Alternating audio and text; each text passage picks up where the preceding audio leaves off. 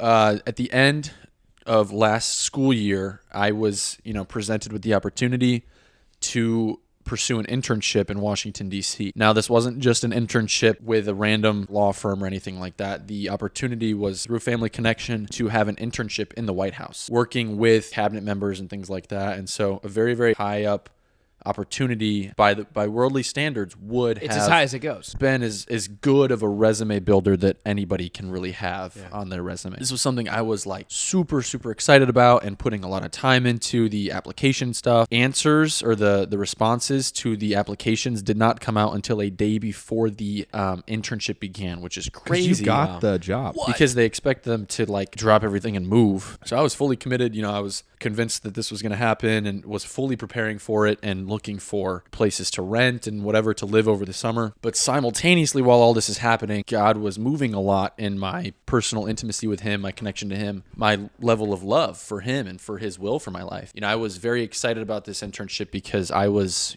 telling myself that this was the way that God was going to use me, and I'm going to have this great name, and I'm going to be in important rooms. Falling into that understanding that through my own desires of glory and pride and things like that, that I was kind of placing God behind the scenes as the one who was orchestrating those things that was going to happen. He really started to place that on my heart and reveal to me how that's wrong, why that's wrong, and simultaneously began to fill me with a deep, deep love of his presence and just being with him and being where he wanted me to be, doing what he wanted me to do, which really began to shift my priorities. For all of a sudden, I'm desiring to be, number one, with family more, spend more time with friends, spend more time in community, building others up and encouraging others and doing more ministry things.